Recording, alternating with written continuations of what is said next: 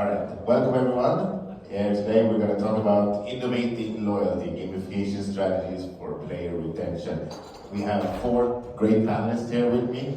Philip, Christina, Alexandra, and Tom. Why don't you start by introducing yourselves a little bit, tell us why you're so expert on gamification. Good morning, everyone. Glad that everyone made it back from the party last night. My name is Tom, I'm from Germany, and I've been working in the iGaming industry since 2007. My recent company is called Savage Tech, where we built a gamified retention engine for the iGaming industry, and I'm looking forward to have a lovely panel with all of the other guests. Good morning, my name is Alexandra. I'm working for Stadtcasino Baden, a Swiss casino group. We operate land-based and online casinos in Switzerland, and part of the group is also Gamanza, an iGaming software company where we build our own platform and also a player engagement platform. Good morning, everyone.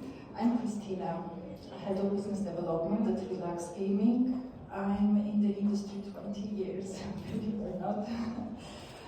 Previous of Relax, I was a regional director at Construct, and most of my experience and knowledge comes from the challenges from that company. At Relax, I'm responsible for expansion in new markets, new operators, and providing Relax's awesome games together with aggregation services to all regulated markets. Yeah, my name is Philip. I am leading the innovations department in GreenTube, and besides that, I'm also a founder. I've founded several companies already. One of them is Players Club, which is a loyalty as a service company, and there I built a lot of knowledge in the past years about loyalty in iGaming. I'm happy to share my experiences. Nice to have you up. So, gamification is a very big, broad subject. So, why don't you talk about a little bit about what gamification is to you, specifically in iGaming, of course. Philip? Gamification can be basically nearly everything. Normally we say that it is using game design elements like points, levels, challenges, leaderboards, stuff like that in a non-gamified environment. And why do we do that? Because we want to bring the fun of gaming into the products. We want to motivate people, increase engagement, participation rates, and in general, with that, the loyalty for the product. So this is gamification for me, bringing these game design elements into non-gaming products. This is what we are working on this. Gamification indeed is leaderboard and missions, but not only. It's also mechanics, it's also inspiration for players to be playing the game, to make it interesting. At Relax, for example, our focus is more niche games and high volatility games. The games are not designed for everyone, so to speak. However, it has a great possibility for players to chase the multipliers and to win at the end big, very anticipated prizes. Yes, maybe I can add that gamification uses certain psychological patterns which are known, that people react to these, and these elements are taken into account when creating gamification, like missions or little side games or hunting points whatsoever. And the goal of gamification is to enhance CRM and to prolong the lifetime of a player, basically. I'm 42 years old. I've been a gamer all my life. I co-founded two of Germany's biggest esport teams, Sports and Big Band. And for me, gamification was always the triggers that that told me as a young player, I'm still a young player, I think, that the triggers that forced me back into a game, that forced me to spend my free time, my free will, by engaging in certain game mechanics. And I think the easiest example would be for gamification. We want to see a single number rise. If we do something and that number rises from 0 to 1, we already feel like that we've accomplished something, and there's a certain dopamine trigger that makes us feel good about the actions that we did in the past. And what we are trying to do is to find all of these triggers that specifically work well in the mobile gaming industry, which is something that we're going to talk about later, and we're trying to transfer that into the iGaming industry. Thanks, everyone. You touched upon dopamine, you touched about psychological, and I think before we even talked about behavioral science, I believe, in our discussions before, Philip. So, how is it just about getting dopamine reward for the players to create this habitual forming, coming back to the same thing over and over? Are there other areas of psychology that affects players when they use gamified functions? Yeah, definitely. I mean, dopamine is such a buzzword. Everyone knows it. Everyone knows what we are talking about when we say we want that the players feel a dopamine rush, right? But in fact, your brain is constantly on drugs, constantly. And there are 4 different neurotransmitters which are really important for all this stuff. This is dopamine, of course, on one side, which generates this excitement. But there's also serotonin, for example, which is for happiness, for status. There's endorphins, which creates this relaxing feeling. When you had a lot of excitement and then you relax, you come down again. And in the end, there's also the stress hormone cortisol, which is very important in the iGaming space because it's generating this feeling of fear of missing out. You know, like, let's say 3,000 players achieved already the jackpot today, 12 jackpots left. This generates immediately fear of missing out. I want to be the next one because there are only 12 left, right? So there's a lot of different things that we need to look about, and this is maybe also the criticism that I have for this general loyalty systems that iGaming platforms use at the moment. They are looking only at one of those things most of the time. There is no concept over the loyalty system. The goal is just to introduce a VIP system, maybe, some loyalty points, and that's it. And this does not do the job. Not at all. And this is why we are here and try to help finding a way to really create a system which can trigger all these different neurotransmitters in the games. Yes, so dopamine basically is the main product that the gaming industry is trying to sell. And not only that, like the feeling of being the first, feeling of expectation of winning big, this is very important. And the games at Relax, for example, I will speak from Relax as a supplier point of view. We see our jackpot product, for example, which has clear conditions, which needs to fall at some point, like major needs to fall at 50K before it will hit, and then 3 million. So people are chasing this. This is, I think, a good, just to have a goal, to give people, players, goal which they need to go, like a clear goal, so that they know what they are doing, why they are in the casino and playing. That's what represents, for example, to enjoy but relax. And it really creates all the hormones that you mentioned, and those all are very important for health. Thank you. Anyone else? No? Okay. So, is it just about is everyone affected the same way, or is it more that these 42-year-old young players that are affected more, or are older people affected just the same, or how is it spread? Okay, so a while ago I was the general manager for a startup called Unicorn, which got sold to Innovating in 2021 and got shut down 2.5 years later for obvious reasons. And we wanted to offer our real money betting product in Germany.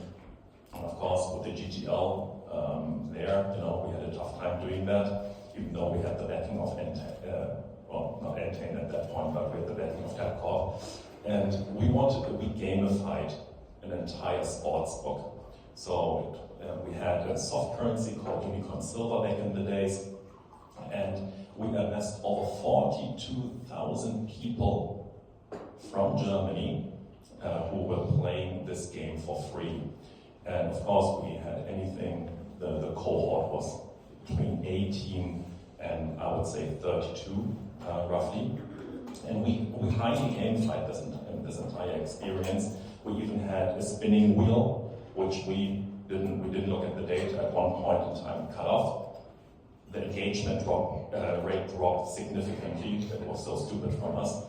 And after a while, we wanted to convert all of those users into paying crypto users. So we launched a token, a utility token called Unicorn Gold.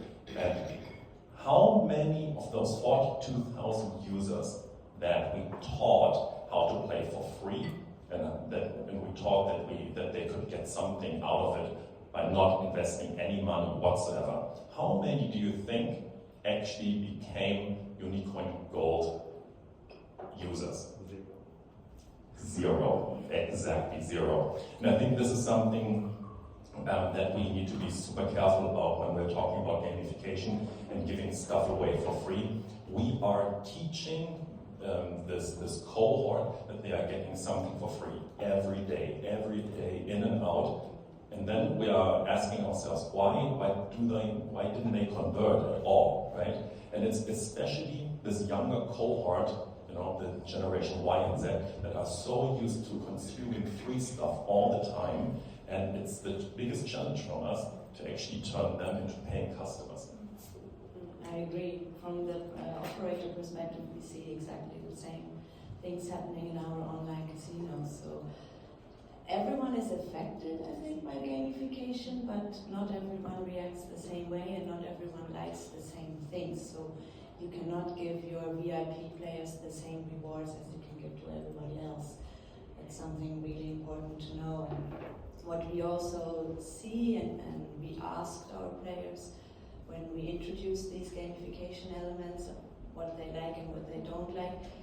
The older a player, the less they liked a lot of bling bling everywhere. Younger players, as you said, are used to seeing that all the time. They're used to seeing changing things on their little screens. Older ones are not, and they don't want that. So there also you need to be a bit careful not to overload players with gamification elements so that they get tired, depending on the age group. Maybe one thing to add to what Tom said before, a very, very good example for all the operators in here is nearly every one of you, I would even bet 100% of you, give away a registration bonus, for example, right? And this is something which the user gets for free. It's something that might work to get the user into your product, especially if the bonus is higher than for the competitors. But this is absolutely nothing that keeps the users playing your product. Nothing. A bonus that you get for free does not keep users. There is this endowment effect, it is called, which says nothing more than earned rewards have a higher value than rewards that I got for free. What does this mean? If I, as user, have to do something and earn something for that, what I've done, then I give it a higher value, a way higher value. I have the feeling I achieved it. And this is what really good loyalty systems should really enforce. These challenges, missions, quests, however you call it. But giving away something for free is just attracting bounty hunters which have basically no lifetime value, and this is not the users that you want to have in your product. Yeah, I can't agree more. Coming from the operator side before as well, I saw the same thing. You get the deposit bonus, about 50% take the deposit bonus, and the 50% that don't take it, those are the players you want. So moving away from deposit bonus, deposit and get, and more play and win is probably a good choice. I think it also adds to the problem that the operators, they are always, most of the times, offering the same products. Let it be casino games or let it be the 150 on Bayern Munich to beat Dortmund. And that really creates a problem that we are trying to onboard and we are trying to lure players onto our platform with bonuses. But at the end of the day, they are getting the same product at a competitor and they can just get the bonus there as well. So Philip said, we are dealing with a massive bonus hunting scheme, and it honestly inflates the numbers from our industry. I don't even know how many actually unique players we have, or is it just basically 10,000 people just jumping from casino to casino, inflating the numbers from our total industry? Definitely, and syndicates that use the same player but with many different identities. Okay, moving into the gamification and the trends we see in gamification. We touched upon it a little bit, learning from esports, but are there any other areas or games or esports or iGaming in general, not iGaming, gaming in general, mobile gaming in general, other apps, things you've seen that could be applied in iGaming that would work well, narratives? Okay. So I downloaded a little app called Duolingo. They gamify learning languages, and of course, because I look like it, I tried to learn Korean, and for roughly half a year, this app really caught or captured my attention. And because of what? There's a little feature inside called the streak. So you get rewarded for logging in every day and doing something within the app, as in learning your next step within the Korean language. So you have to earn that check mark, right? That you can continue that streak. And it worked super well for me until I had to travel to Sigma, Manila, and for whatever reason I did not look at that app anymore. And they are trying so hard to making sure that you are continuing the streak no matter what. And this is, they call it freezing your streak tokens. And the longer you play, the more tokens you are getting. And I used those automatically. And when I returned to Germany from Asia, I looked at my Duolingo app and I lost my streak.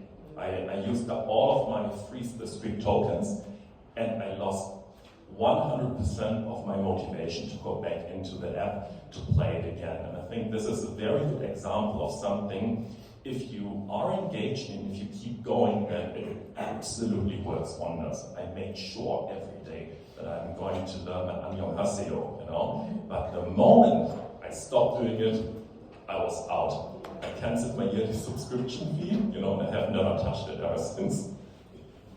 I actually, last week, I did an internal IT security training within our company, which was very much gamified.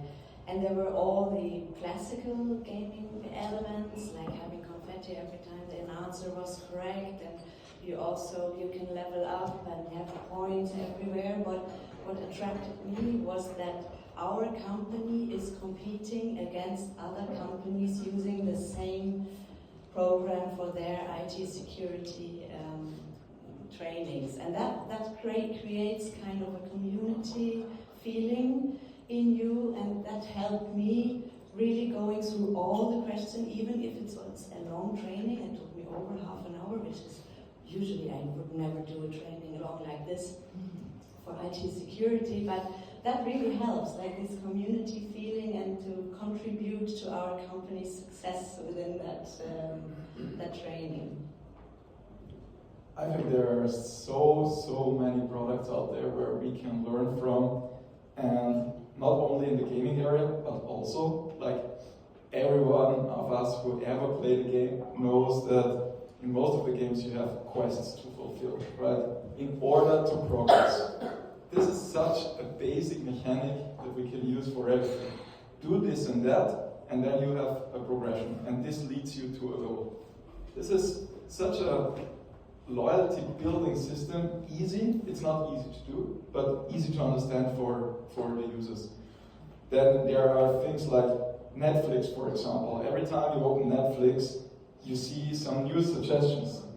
The front end of Netflix is changing constantly because new elements come up, new suggestions for new movies, and so on. So we also can learn from that, like giving away rewards that I can predict as a user all the time. I know when I do that, I get this. When I do that, I get the next thing. And I know exactly what I get. This does not create excitement anymore after the first time. So what we need to introduce is rewards which are new, which are a surprise element, like loot boxes and so on are another example of those things. So I think we can learn a lot from different products which use those mechanics already for years. And in iGaming, unfortunately, we are a little bit behind in this regard. Yeah, I think you mentioned Netflix. I think this is a great example that if you use Netflix for a long time, you might start having a hard time finding different things. You get the same things prompted to you over and over again, and you can't really find what you're looking for. Netflix actually has secret search codes, so you can enter 1348 and you get all the action movies or something like that. So things to Google and learn if you use Netflix. But how does using all these gamification methods, how do they affect the players in the terms of how they use your site? Do they come back more often? Do they play for longer when they're playing? Do they deposit more? How does it work? I can give concrete numbers because we did a small survey just a few months ago with a customer of us. It is starting in Germany. Maybe someone knows this platform of you. They are using Players Cup as a loyalty system, and we compared users who joined the loyalty system with users who didn't. And we had extraordinary results which we did not expect, to be honest, because the churn rate was 50% lower of those who joined the loyalty system. They had a 14% higher lifetime value, 10% higher deposits, and the story goes on, and all of this contributes in the end to the revenue of the company.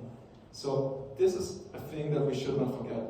Loyalty systems and gamification is fancy, of course, it looks cool, it is fun, hopefully, but in the end, we need to contribute to the revenue of our customers. And by creating higher lifetime value, we do so. And there's one thing which is very interesting, and people underestimate this. Retaining a user is 5 times cheaper than getting a new user. 5 times. So what does this mean? It means churn rate kills your revenue. If your users getting away do not use your product, they do not have lifetime value or not a high enough lifetime value, your customer acquisition costs will always be higher than the lifetime value of the user. This kills your business. So you need to invest in customer loyalty in order to be successful and have a sustainable business. Well, good games, good mechanics which have the feeling of progression can help with this. I think players like to collect stuff, as Tom mentioned as well. The feeling of progression will keep them come back. Feeling of having a surprise element will make them also to come back and deposit again. Being accessible. In our mobiles, we can access anything in the world. We need to make ourselves accessible from the mobile for sure. And to be interesting for the peoples to come back, always be creative, create something new every time. You can't continue doing the same promotions, for example, every time. They will get bored about this, and this will attract only people who are focused specifically on those type of promotions, for example. So being creative is key. In our online casino, we could also see that the churn rate went down, so the active player, the number of active players increased or stayed at least stable when we introduced gamification. But we did so in combination with an AI-based prediction on a churn risk of a player. And I think this combination of the two elements really helped us to increase the number of active players and to prolong the lifetime of a player, which is really helpful and necessary because the acquisition of new players is so costly compared to keeping the players. So yeah, there was a significant difference before and after we introduced these gamification elements. Yeah, as a founder and CEO of my company, I've been in a lot of sales calls with operators mostly. And I have a question for you guys here because retaining a customer after you already spent a lot of money to actually get them to your platform. How come that the industry still does not feel that it has become unsustainable, that they still don't feel the pain to actually invest more into retaining those customers that are already used to your brand, that have already tried out your system, they already went through KYC, you already checked the AML, and yet you still believe that, at least in Germany, you get to spend anywhere between 80 to 120 euro on a CPA to acquire a new customer, instead of spending like 20% of that to keep that customer on the platform, trigger a third, a fourth deposit without having to incentivize that deposit with bonus money. What's going wrong? I think, Tom, I have a pretty good example from my experience. It happened last year. We had a sales call with an operator. They were interested into loyalty systems and so on. And in the end, after 2 or 3 sales calls, they said, yeah, it sounds interesting and impressive and everything, but we decided to do it on our own, because then we can do it tailor-made and everything. Now, 2 weeks ago, I was just writing an email once more to follow up and ask them, hey guys, how are you doing? Is your loyalty system already live? Can we check it out? What mechanics did you use? And the answer was exactly what I expected. They did absolutely nothing. Because they started with requirements actually, and then it was too much, nobody had time, no priority, and so on. And why is this the case? Because everybody of you knows, depending on the jurisdiction, on the country, the legislations change all the time. And operators just running after these changes invest the resources of their teams in order that their products fit to the changes that the regulators did, and they have no time. This is the simple fact. They have no time and resources to take care about this important retention things. But I have to say, I am happy about it. I mean, this is the chance for us. We can jump in. We focus 100% only on that point to increase your retention, to build the best loyalty system out there. And it is a business chance for us to do that. But the reason why they don't do it is because they simply do not have the time for it. That is one reason, which is certainly true, but in our case, I don't want to blame the regulator all the time, but it took us a year to only get the approval for missions. A year. Not speaking about the loyalty system, that took us another year. So 2 years just ran by. We were trying to introduce all these great things, and it was just not possible. Yeah, that can also come from an operator side. You have, if the CRM team wants a tool to use, it has to go through several different loops. But if the marketing team wants to spend millions of euros on sponsoring something, it's just go ahead, let's go for it. But it brings it into regulation and legislation. It's obviously a hot topic in Europe now after, well, if you look 15 years ago, almost no one was regulated, and now almost every country has their own legislation and regulatory thing, and different countries, different problems, but I know Switzerland seems to take some time when they get through different, have to prove something, also Germany probably. Why don't you speak a little bit on your experience in this area? I honestly don't have that much experience when it comes to dealing with the German GGL. We have a client, it's the third biggest sportsbook from Germany. They want our solution. The CEO is a great guy. He put it in front of the GGL and he basically said, good luck. We have to wait a little longer, and every 2 months I'm following up, hey, does the GGL, they moved the day they approved our solution, and the short answer is no. We have not received feedback from them so far. It's a very long and enduring process, to be honest.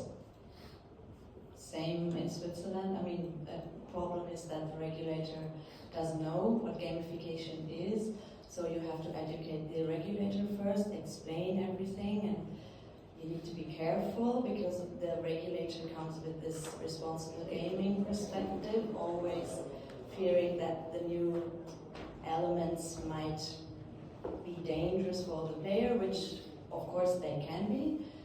So you need, at least in Switzerland, you need to include responsible gaming elements in your gamification, which is easily feasible and it also works very well.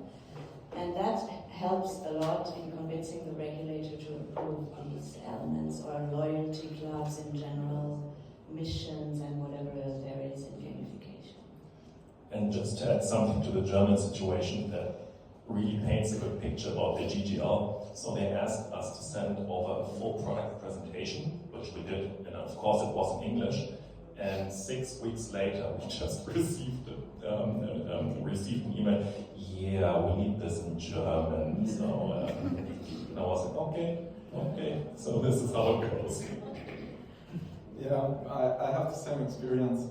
We have customers in Germany, and if you want to compare to Spain, for example, Albania, Spain is one of our customers, and there it was pretty fast. I have to say, within 6 weeks or something, we got the feedback from regulator that we can do a lot of stuff, to be honest. For example, we were able to reward staking, so the user, whenever he played a game and staked, per euro staked, he gets some loyalty points, something like that, very basic mechanic.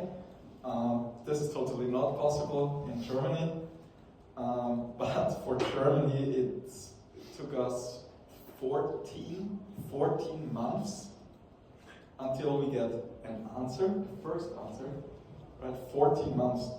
And there we often discuss about innovation and startups and so on in the iGaming industry. Now you have your answer why there is absolutely nothing out there. Because how could you as a startup, and I did I think 10 different startups already by now, how could you innovate in an environment where you wait 14 months for an answer on which everything depends on, right? This is simply not possible. But I have to confirm that they were really faster as soon as we introduced mechanics like you get rewards when you set a deposit limit, for example. This is what they said, responsible gaming, nice, this is what we support. But everything that supports the business of the operator, they were absolutely not interested into that. So it is possible to gamify responsible gaming and KYC then, for example, Absolutely. Source of funds or affordability checks and so on. It's actually a great way to bring players to file documents for AML, KYC reasons, or also in responsible gaming. In Switzerland we have these very unfortunate affordability checks, which cause a big problem because players do not want to file their documents to the casino, which I can understand.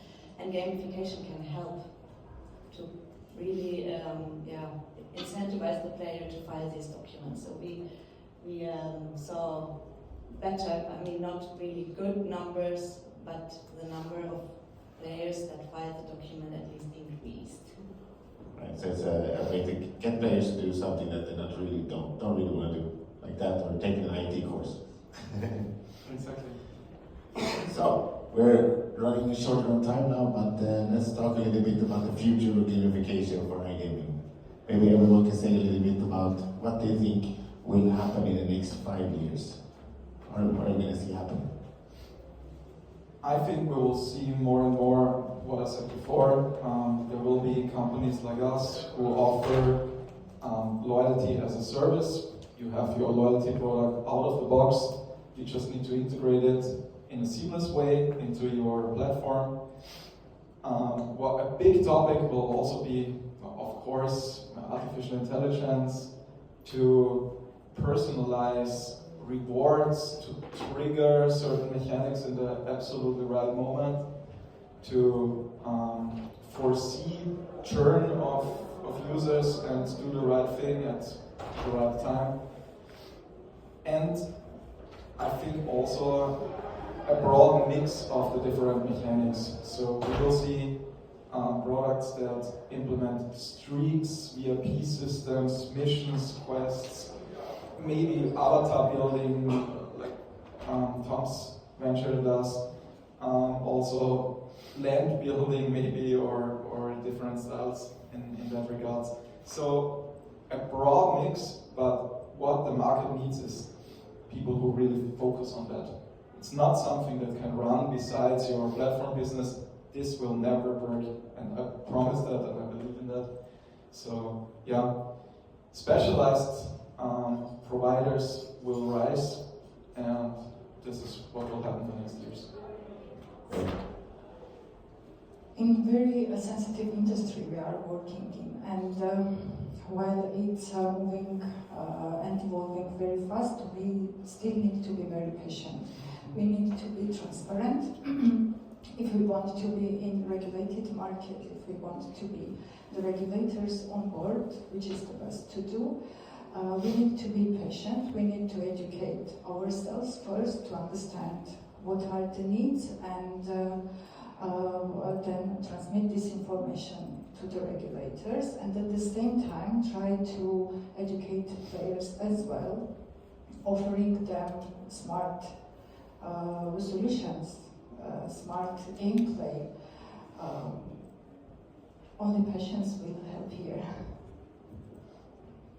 I think more and more operators will discover gamification as being a very useful tool to keep the players, but I think we also need to be very careful to balance responsible gaming and these elements, especially in highly regulated markets, to not risk that there will be regulation forbidding us using gamification elements, which can happen. We see it with advertising in general in Europe, also in other markets. So this can be a challenge, I think, in the future. At Unicorn, we had the mantra of saying every day a punter who bets on horse racing dies, and 3 people are being born that are going to bet on esports. And I think the shift is in those generations, or the upcoming generations, is that the generation Y and Z, they are so accustomed to everything from the mobile devices, those fast triggers, everything is flashing. They don't want to wait 2 hours until the regular sports bet is being settled on a football game, right? They want to do something in between, they want to get rewarded right away. And this shift in the generation is what's going to push the industry towards gamification.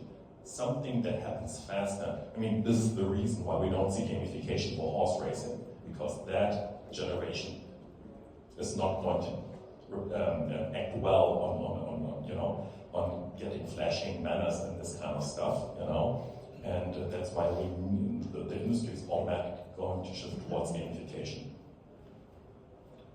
Perfect. Thanks, everyone. Does anyone have any questions for the audience?